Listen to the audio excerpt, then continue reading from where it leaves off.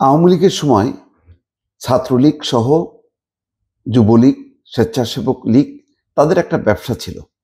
তারা পুলিশকে হুমকি দিতেন, এটা করেন ওটা করেন, নির্দেশ দিতেন। ঠিক ওই জায়গাটা এখন সমন্বয়ক, বৈষম্য বিরোধী ছাত্র আন্দোলন এইসব নাম দিয়ে একটা জমজমাট ব্যবসা চলছে। কিন্তু এখন পুলিশ কিন্তু বাগড়া দিচ্ছে। তেমন একটা ঘটনা ঘটেছে ধানমন্ডিতে। তারা পাল্টা ওই সমন্বয়ক পরিচয় দিয়ে হম্বিতম্বি করছিল, পুলিশকে ডিকটেট করছিল, পুলিশ উল্টা তাদেরকে নিয়ে হেফাজতে রাখছে। এখানে দেখেন, শিরোনামটাই দেখেন, আমি বলছি আপনি গ্রেপ্তার করেন। পুলিশের সঙ্গে বাগ বিতণ্ডায় জড়ানো ৩ জন হেফাজতে।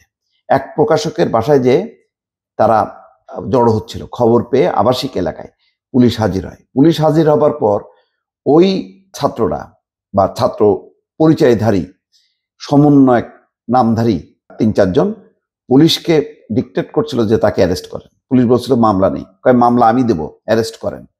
চিন্তা করেন, পুলিশকে ডিকটেট করতেছে যে মামলা আমি দেব, তো তাদের কথায় পুলিশ চলবে? মানে এটা তো অন্য কোনো সময় হইলে মানে এগুলো তো সাথে সাথে ঝুলায় রাখা। যদি আর্মির হাতে পড়তো তাহলে তো ওই যে হাত উঁচু করে পিছনে তো আচ্ছা মতো দিত।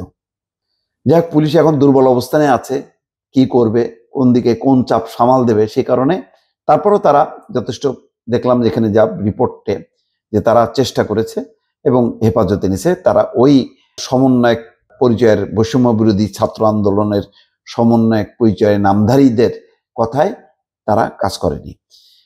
রাজধানীর ধানমন্ডিতে পুলিশের সঙ্গে বাগবিতণ্ডায় জড়ানোর একটি ভিডিও ছড়িয়ে পড়েছে। পুলিশ জানিয়েছে ঘটনাটি ছিল বৈষম্য বিরোধী ছাত্র আন্দোলনের নেতা পরিচয়ে বিশৃঙ্খলা সৃষ্টি করা।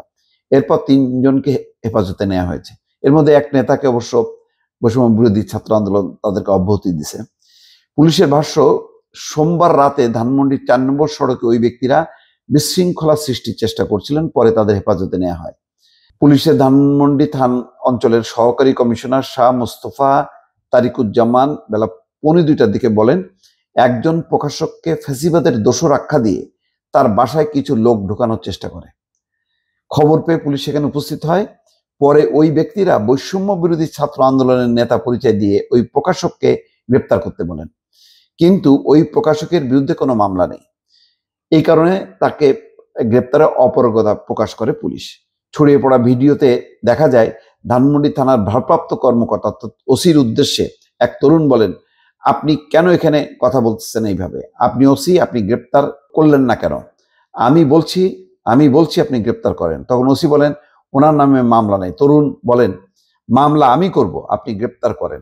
ওসি জবাব দেন, আমার সিনিয়র মানে জ্যেষ্ঠ পুলিশ কর্মকর্তারা বলছে মামলা না থাকলে গ্রেপ্তার করা যাবে না। ওসি তখন তরুণের উদ্দেশ্যে সিন ক্রিয়েট না করার অনুরোধ করেন। তারপরও তরুণরা গ্রেপ্তার করার জন্য চাপ দিচ্ছিলেন। তারা ওসিকে বারবার বলছিলেন ওসি টাকা খেয়েছেন।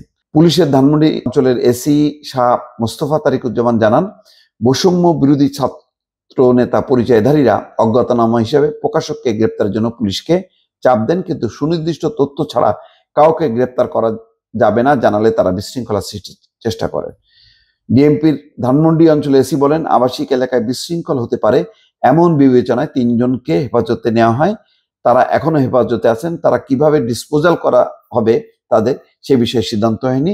৩ জনকে হেফাজতে নেওয়ার পর থেকেই বৈষম্য বিরোধী ছাত্রনেতা পরিচয় অনেককেই থানা পুলিশকে আলটিমেটাম দিচ্ছেন, অনেকেই থানার আসছেন, এখনো কিছু লোক থানার সামনে অবস্থান করছেন। জুলাই গণঅভ্যুত্থানে হতাহতের ঘটনা ইচ্ছা মতন আসামি করে মামলা করার অনেক ঘটনা ঘটেছে।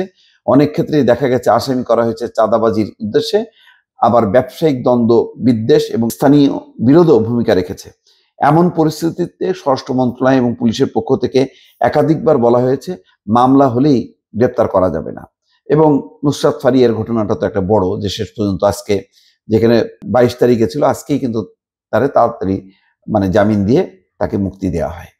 তো এই ঘটনাগুলোর ব্যাপারে সামাজিক সচেতনতা তৈরি যদি না হয় এবং বিশেষ করে এনসিপি, বৈষম্য বিরোধী এরা যদি কঠোর না হয়, এই নৈরাজ্য থেকে মুক্তি পাওয়া খুব কঠিন হবে। দর্শক, ভালো থাকবেন। আল্লাহ হাফেজ।